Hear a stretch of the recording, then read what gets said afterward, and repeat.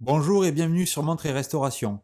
Aujourd'hui sur l'établi, on a la restauration d'une montre LIP, donc une montre française, et plus précisément c'est une LIP panoramique. On verra un petit peu plus tard ce modèle et un petit peu ce qui la caractérise. Donc j'ai enlevé le fond du boîtier.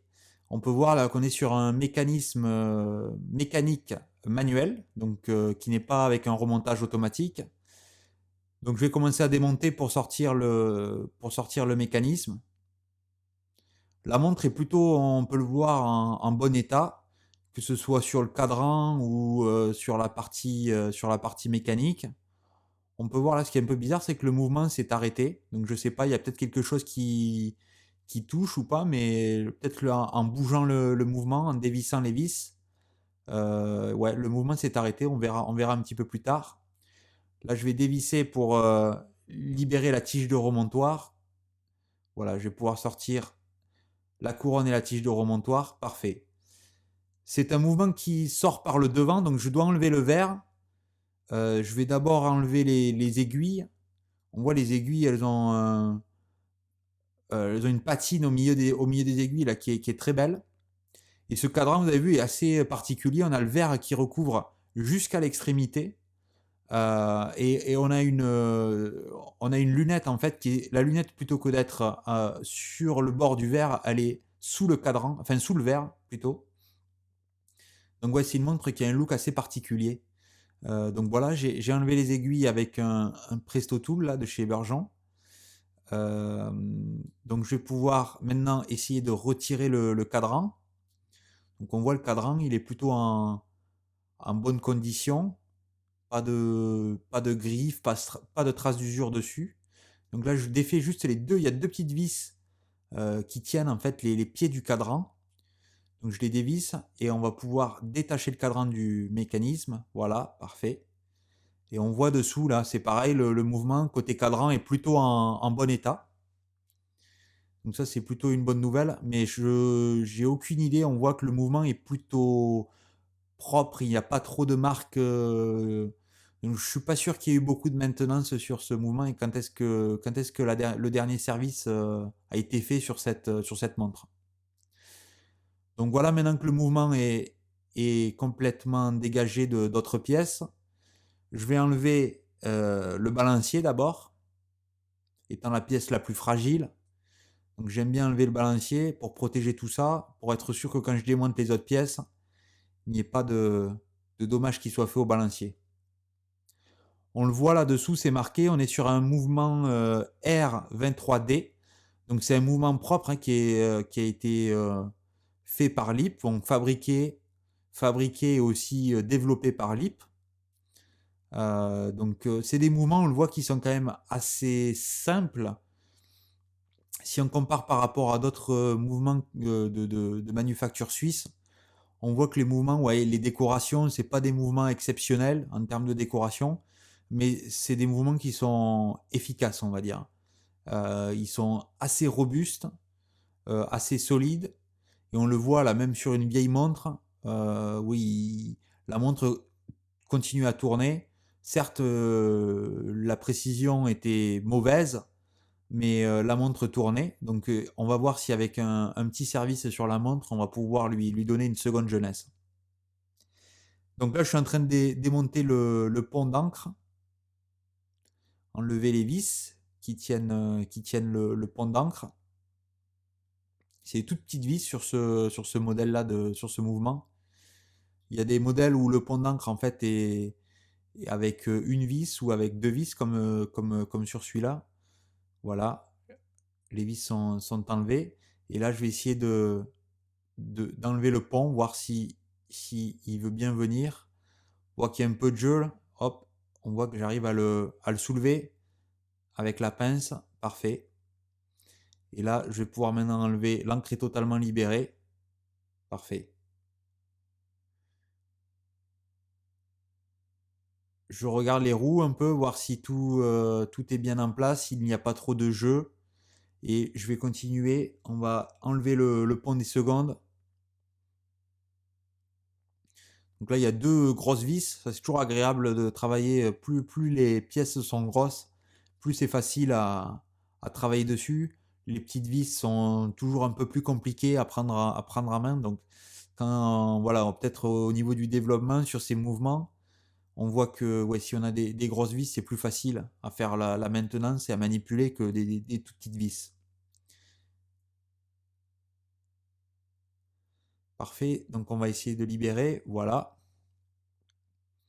Et on voit que les roues dessous, on a la roue d'échappement, là on a la roue des secondes. Mais avant, pour libérer ces roues, elles sont un petit peu bloquées sous d'autres pièces. Donc je vais devoir continuer à démonter. Donc là, je suis en train de démonter euh, la roue, le rocher. Dessous, on voit le cliquet avec là, c'est le cliquet. Donc ça, c'est la pièce qui permet de maintenir la puissance et qui donne son bruit à la montre quand on la remonte avec les clics, clics, clics. On voit que le mécanisme est plutôt en bon état. Il n'y a pas de traces de graisse ou d'huile. Même si c'est sûr, il y en a. Et sans doute de l'huile ou de la graisse qui est un petit peu séchée à travers le temps et qui empêche justement ce mouvement de continuer à battre de manière efficace. Donc c'est pour ça on démonte les mouvements complètement et on les remonte après avoir nettoyé les pièces et huilé. Oula, il y a un ressort qui a sauté. Ça, c'est pas bon. On l'a vu dès que j'ai enlevé la pièce. Il y a le ressort, mais il n'est pas allé très loin. Je suis assez chanceux. Donc ça, c'est juste un petit point là. C'est quand vous démontez ces ressorts, il faut toujours les tenir avec un petit morceau de bois ou un petit outil, une petite tige de plastique, parce que ces ressorts, ils sont minuscules. Et quand ils sautent, vous pouvez passer des heures à genoux par terre pour essayer de chercher ces ressorts qui font quelques millimètres de long et qui sont très fins. Donc ouais, c'est vraiment des pièces volatiles et surtout qui sont très dures à retrouver et qui peuvent aller très loin parce qu'il y a certains ressorts qui emmagasinent quand même pas mal de puissance. Donc vraiment, faire très attention quand vous démontez ou remontez ces ressorts pour être sûr qu'ils ne sautent pas comme ça. Ok, donc là maintenant que j'ai enlevé les pièces dessus, je peux commencer à enlever les roues. Voilà, là on voit la roue d'encre. Et vous voyez sur ce modèle, il y a encore un pont qui se situe dessous, qui tient la roue de centre. Donc ouais, on voit que c'est quand même un mouvement avec un petit peu plus de pièces qu'à l'habitude, donc un petit peu plus complexe. Donc j'imagine à fabriquer peut-être un peu plus coûteux, à maintenir aussi un petit peu plus coûteux. On voit il y a des mouvements, parce que on est quand même sur un mouvement assez simple, on est sur une montre mécanique mais manuelle, sans date, avec une seconde centrale, mais il n'y a pas de complications majeures sur ce mouvement. Et on voit que oui, par rapport à un mouvement suisse, Omega, Zénith ou autre de cette époque, il y a peut-être un petit peu plus de complications, un petit peu plus de pièces, donc forcément un peu plus de coûts de fabrication, même si ces mécanismes-là ne sont pas superbement décorés, donc il n'y a peut-être pas beaucoup de temps en termes de décoration dessus, mais oui, ils sont peut-être un peu plus compliqués à fabriquer et à assembler. Ok, donc là j'ai enlevé les vis du pont de barillet, voilà, et dessous on voit le barillet, donc c'est cette pièce-là que j'enlève, qu'on démontera plus tard. Ok, donc de l'autre côté, je vais utiliser un outil pour enlever la chaussée. Donc c'est cette pièce-là qui était au milieu, qui est montée en friction. Donc voilà, là je l'ai enlevé et ça a libéré la roue qui était de l'autre côté parce elle était montée en friction sur la chaussée. Voilà, et là on continue le désassemblage. Donc j'espère que vous aimez les vidéos. Donc moi je suis pas du tout un horloger, hein. Je fais un tout autre métier, mais je suis passionné d'horlogerie, passionné de système mécanique, et donc j'ai commencé le travail sur les montres comme une de mes passions. Donc voilà, je partage avec vous en fait mes vidéos, mes projets. J'espère que ça vous plaît. Si vous avez des questions et si vous aussi vous voulez démarrer cette passion, vous êtes le bienvenu. Vous pouvez mettre des commentaires dans mes vidéos et je prendrai un plaisir à y répondre si vous avez des questions sur les outils que j'utilise, sur ben, voilà, les mouvements sur lesquels je travaille. Si aussi vous êtes des professionnels et que vous voyez certaines techniques qui sont à améliorer, n'hésitez pas, je suis toujours preneur. On est là pour échanger, c'est le but en fait de cette chaîne YouTube. Donc n'hésitez pas à commenter et à échanger sur quelconque sujet sur cette passion des restaurations de montres. Ok, donc là, vous voyez de ce côté, les vis sont beaucoup plus petites. Donc là, forcément un petit peu plus dur à manipuler. On a le ressort de la tirette là que j'enlève. Et dessous, on a la bascule avec son ressort. Pareil, un ressort celui-là est extrêmement puissant, là, le ressort. Donc toujours, là, vous voyez, j'utilise un petit peu de Rodico sur celui-là. Je le pose sur le ressort, comme ça, si le ressort, vous voyez, là, il a sauté, mais il n'est pas allé très loin. Heureusement, parce que j'avais la Rodico, là, cette patte bleue dessus. Et voilà, la bascule, et il ne reste plus que le pignon coulant et le pignon de remontoir qui sont sur la tige et que je vais pouvoir enlever. Ah non, j'avais oublié une petite vis. Donc là, il y a la tirette qui est maintenue par cette petite vis de l'autre côté. Donc je dois d'abord dévisser. Et cette vis va libérer la tirette de l'autre côté.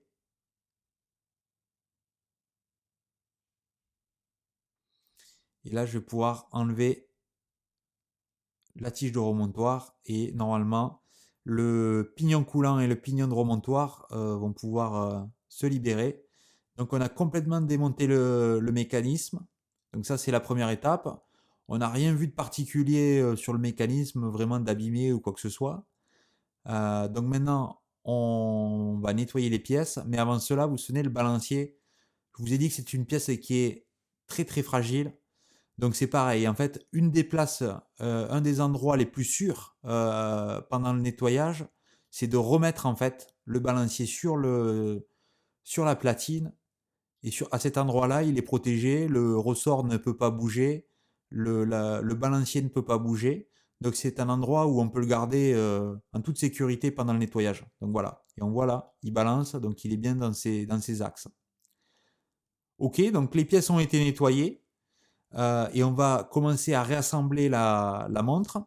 Donc j'ai décidé sur cette montre de changer le ressort. Donc là on a le ressort de barillet qui est le ressort en fait qui emmagasine la puissance de la montre. Donc vous voyez, ça c'est un ressort tout neuf qui est livré en fait dans cette pièce en métal qui le maintient. Et il suffit juste de le presser, de le faire tomber dans le ressort de barillet, gentiment avec une paire de pinces. Là je mets un petit peu de graisse avant de mettre l'arbre de barillet au centre.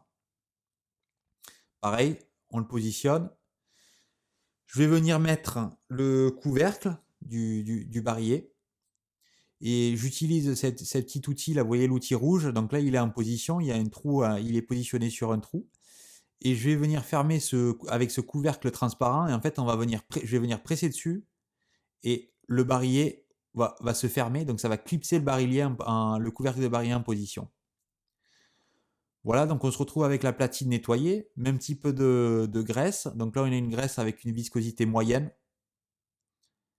Donc il faut savoir que sur un mouvement, en général, j'utilise 4 ou 5 types d'huile ou de graisse. D'accord. Chaque huile et chaque graisse a ses propres propriétés et ses propres fonctions.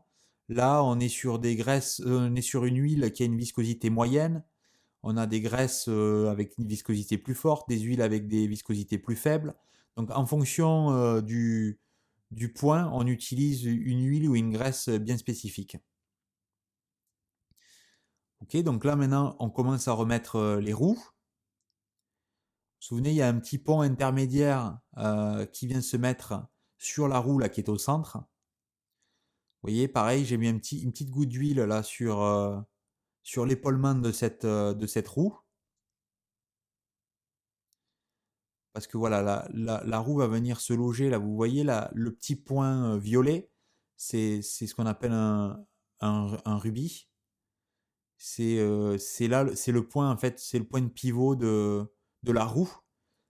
Donc forcément, si on veut avoir une montre qui tourne correctement, tous ces points de contact, il faut qu'ils soient lubrifiés le mieux possible. Voilà, donc si vous aimez les vidéos, vous pouvez vous inscrire à la chaîne. Donc ça, j'ai une chaîne en français et une autre chaîne qui s'appelle French Watch Collector en anglais.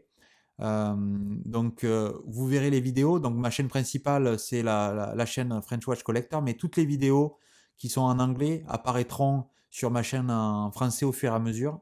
Donc pas de souci, si vous avez du mal avec les vidéos en anglais, il y aura forcément, ça me prend un petit peu de temps de faire les vidéos en français, mais la vidéo en français, les vidéos en français viendront avec un petit décalage par rapport à la chaîne en anglais. Mais pour mon public français, bien sûr, vous aurez toutes les vidéos en français.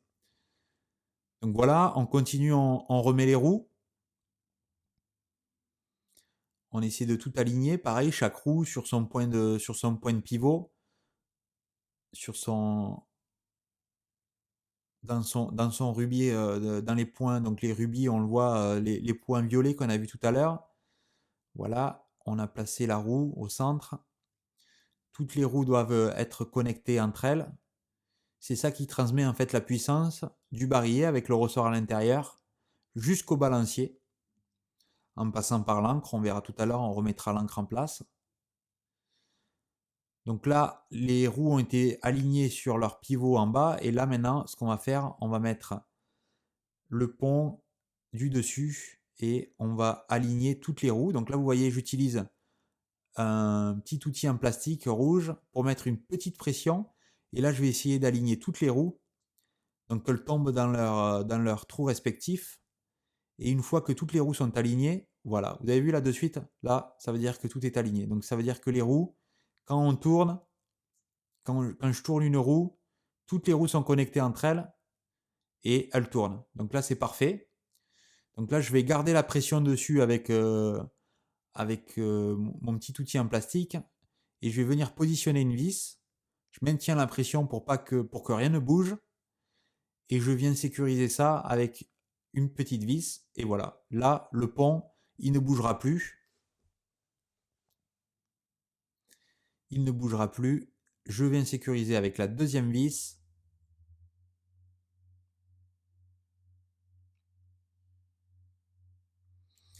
Parfait.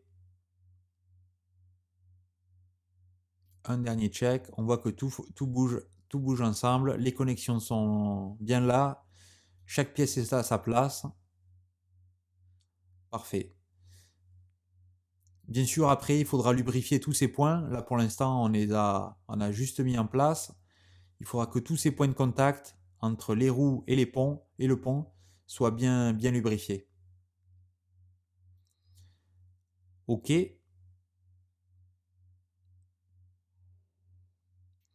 Donc l'étape d'après maintenant, on va avoir un focus là sur l'autre côté ou le deuxième pont, donc le pont de barillet. On a mis le barillet en place.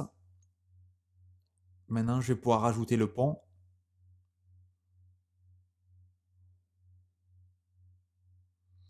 Donc pareil, d'abord, on va essayer d'aligner tout correctement. Voilà, là on voit que tout est aligné. Positionner les vis. Donc celui-là, c'est beaucoup plus simple à aligner que celui qu'on vient de mettre en place. Parce qu'il n'y a que le barillet sur celui-là aligné. Donc l'autre, on avait 3 ou 4 roues à aligner. Donc c'est beaucoup plus simple, beaucoup plus facile. Surtout que les trous et les points de pivot là-dessus sont beaucoup plus gros. Et là, comme on l'a vu tout à l'heure, on a des grosses vis. Donc on peut utiliser un tournevis de bonne taille. Donc c'est beaucoup plus facile à mettre. Voilà. Un point important, là on voit on a un petit point là qui est un petit point de pivot entre le barillet et le pont qui est un contact métal contre métal. Donc toujours mettre de la lubrification. Ici c'est pareil, on a le cliquet qui va tourner autour de ce point là. Donc il faut bien lubrifier avec une huile là qui a une viscosité moyenne. On va replacer le ressort. Vous vous souvenez le petit ressort là qui m'a échappé pendant le désassemblage.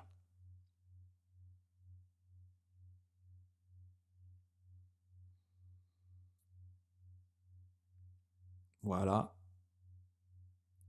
parfait. Donc je sais pas après si, pareil, si vous avez, moi je suis toujours curieux de récupérer des informations sur les montres. Je suis pas un expert de la marque Lip. Donc je sais que c'est une marque française qui s'est arrêtée, même s'il y a des nouvelles montres là qui ressortent un petit peu. Mais je ne crois pas qu'elles soient produites, ou en tout cas que les mécanismes soient produits par Lip, pardon. Donc oui, c'est une marque, je pense, qui a connu de très grandes années jusqu'aux années peut-être 70, 80. Donc oui, il y a eu des très beaux modèles, notamment la T18, qui est très connue, les montres Himalaya ou d'autres modèles. Mais malheureusement, oui, c'est une marque qui a dû souffrir de la crise du quartz dans les années 70, avec les montres à quartz. Euh, mais oui, il y avait des modèles de montres comme celle-là, la panoramique, qui sont quand même très particuliers et assez jolis.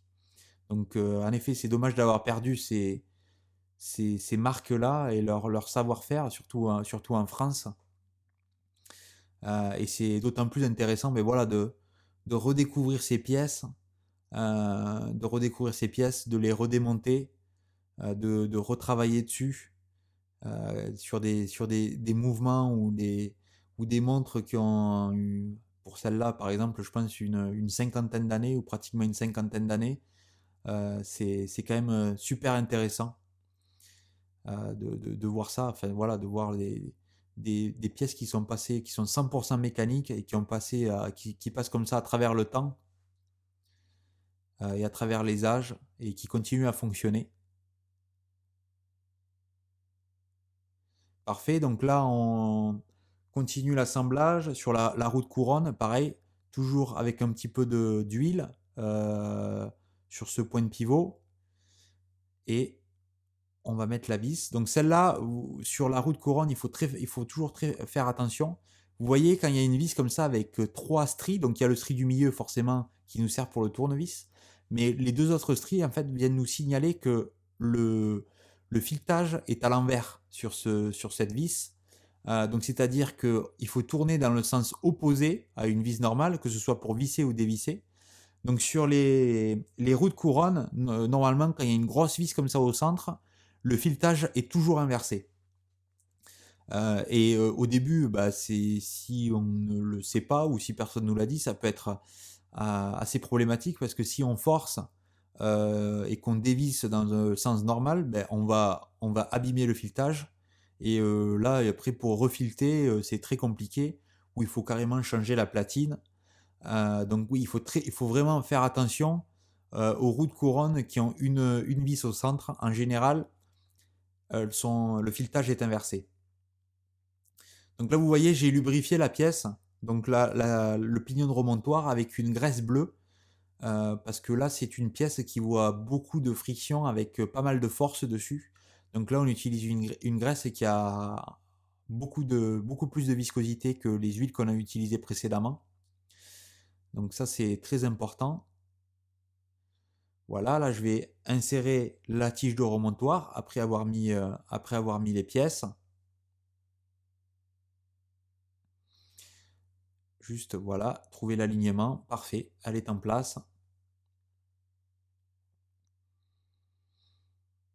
Ok, on va mettre la tirette. Donc, vous vous souvenez, la tirette, elle a une vis de l'autre côté. Donc ça, c'est toujours délicat un peu à mettre en place. C'est-à-dire qu'il faut tenir la pièce d'un côté avec un doigt, tourner le mouvement. Il y a un peu de gymnastique à faire au niveau des doigts et de la main. Euh, Essayer de la mettre en place. Voilà, là, j'essaie de l'aligner avec le trou. Je la maintiens avec mon doigt, tourner de l'autre côté, prendre la vis, mettre la vis en place, essayer de garder le tout aligné.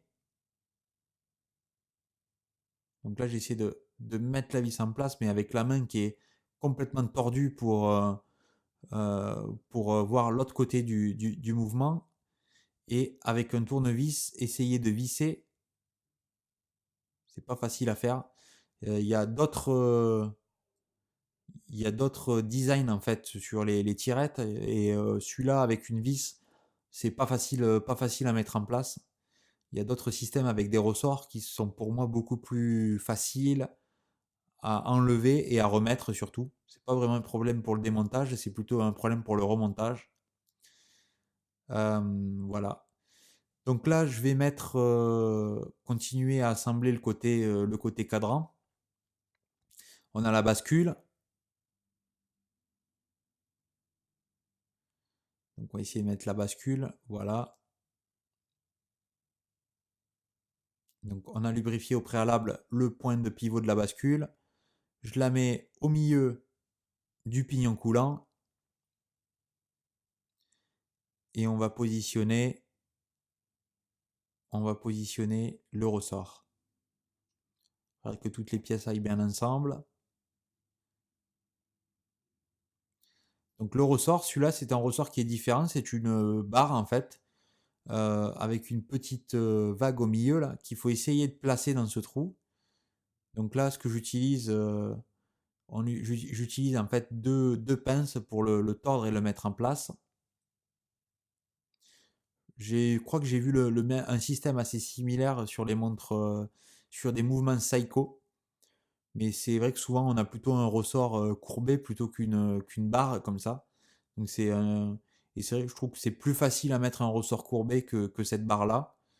Donc c'est pareil, je pense que ouais, ils sont un petit peu compliqués la vie là sur le design. En fait, c'est peut-être un peu plus difficile à assembler et à maintenir que d'autres mouvements. Ok, continue à assembler les différentes roues, des roues intermédiaires. On a remis la chaussée, mettre la roue des minutes qui va au centre, voilà, et le ressort de tirette, voilà, qui doit être aligné. On le voit, il y a une vis qui doit être mise en place, et ensuite la tirette doit être armée et va faire office de ressort. Ce bras long que vous voyez avec cette partie un peu incurvée à la fin, donc ça va servir de ressort en fait.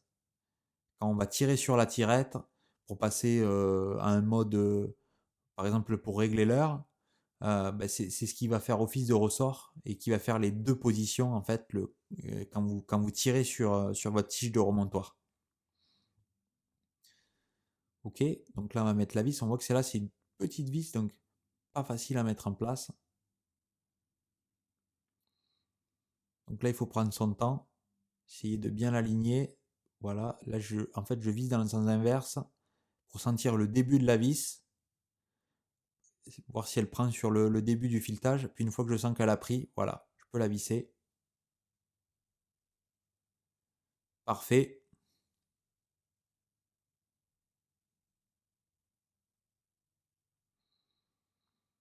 Donc on progresse bien. Là, on va mettre un petit peu de graisse, pareil, de la graisse bleue sur ce point-là, là, sur les points, comme on a dit, au bout du ressort de tirette, parce que c'est un point qui voit pas mal de friction et de force. Vous voyez, hop, quand je tire, vous voyez les deux positions que je vous parlais tout à l'heure. Donc la tirette bouge, sens normal et sens pour le réglage d'heure. Mais justement, en faisant le test, j'ai vu un problème. Dans le sens réglage des heures, on n'avait pas la rotation n'était pas transmise en fait aux roues. Et en regardant d'un petit peu plus près, la bascule, donc cette barre qui est au milieu là du pignon coulant, elle est montée à l'envers. Je l'ai montée à l'envers. Donc ça aussi c'est un point qui est très important. Sur ces mécanismes, d'accord, il existe, vous pouvez des fois trouver sur internet des manuels qui expliquent bah, l'assemblage ou le désassemblage. Mais des fois, bah, sur des manufactures, voilà, par exemple comme LIP ou des mouvements qui sont plus anciens, on ne trouve pas beaucoup d'informations. Donc prendre des vidéos ou des photos durant le démontage, ça peut être aussi très important lors du remontage, ben, si vous avez un doute, vous pouvez aller vous référer aux photos ou aux vidéos pour voir la pièce, dans quel ordre elles ont été démontées, dans quel sens elles se montent.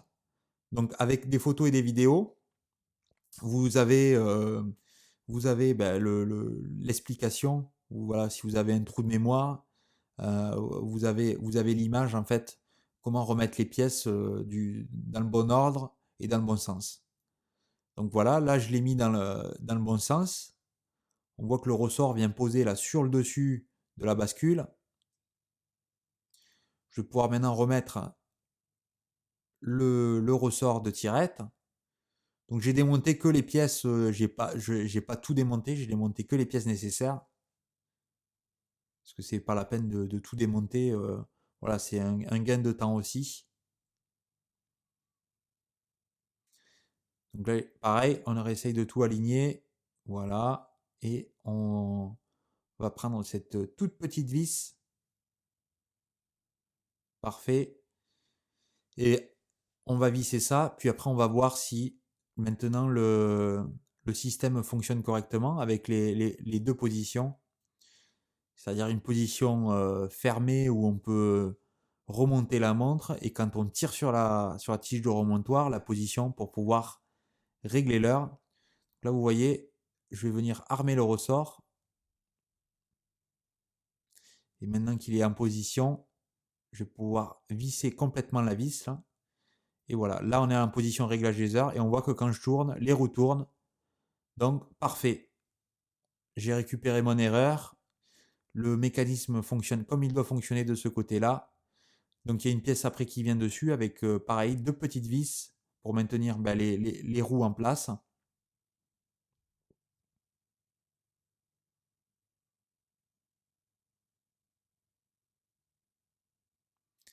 Voilà, c'est pareil avec ces petites vis, c'est jamais facile de travailler là, sur ces petites vis. La deuxième, et normalement on est plutôt pas trop mal de ce côté-là. La majorité de l'assemblage est fait. Donc on peut passer de l'autre côté. Donc l'autre côté, vous vous souvenez, on avait mis tout ce qui était les pièces sur le pont de Barillier, sur le pont des Secondes avec toutes les roues dessous. Donc là, il nous reste à mettre l'encre. Donc voilà, c'est la pièce que je suis en train de mettre, maintenant. J'essaie d'aligner ça sur pareil, sur le point de pivot. Donc cette pièce a des axes de pivot qui sont très fins, donc il faut être très délicat avec cette pièce-là. Il faut prendre son temps. C'est vraiment, il ne faut pas être pressé parce qu'on est sur des pièces qui sont tellement délicates que des fois la précipitation, on peut endommager les pièces.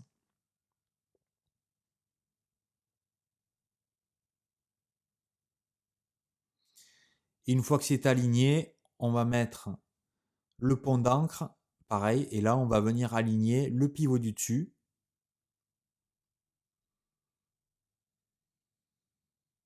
Donc pareil, on le met en place gentiment. On essaie de lui trouver sa place.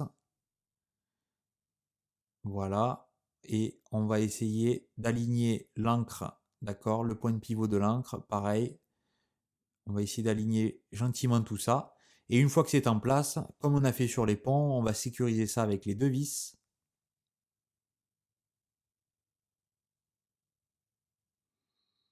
Voilà, on voit, on commence à mettre un petit peu plus de pression dessus. Tout tombe à sa bonne place. Donc voilà, c'est pas tout à fait le cas. On voit que le pont bouge un petit peu quand j'appuie d'un côté, il remonte de l'autre. Donc ça veut dire qu'il est pas, l'encre n'est pas encore en position, complètement dans ses points de pivot. Donc là c'est pareil, il faut y aller tout doucement. Voilà, l'encre elle doit bouger droite, gauche. Et une fois que c'est fait, on sécurise avec les deux petites vis.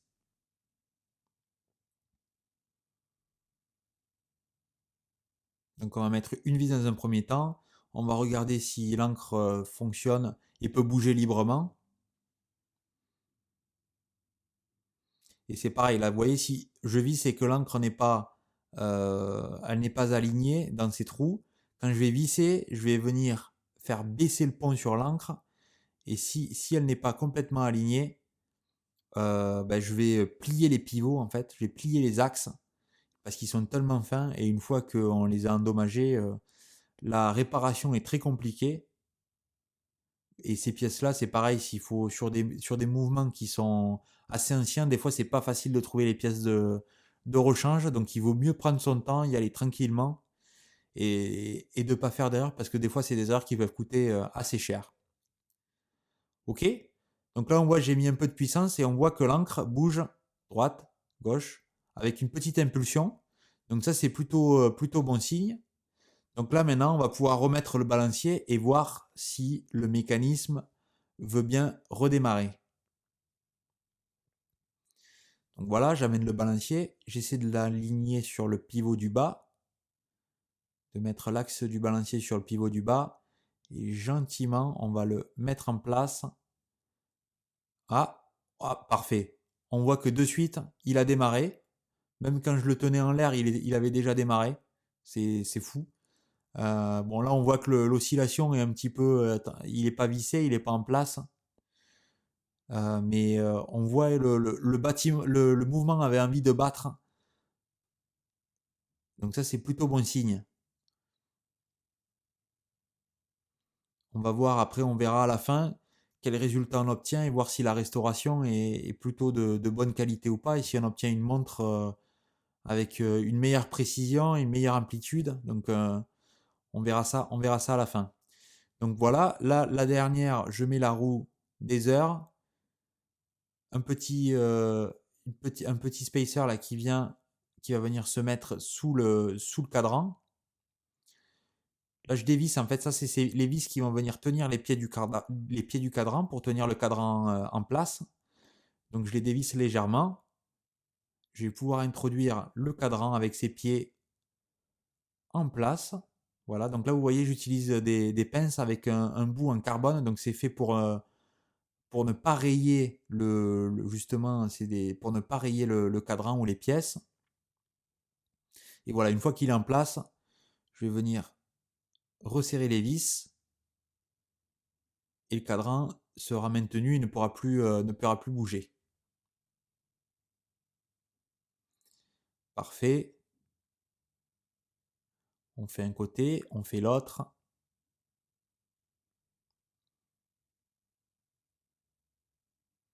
Voilà. Donc là, les cadrans est complètement en place.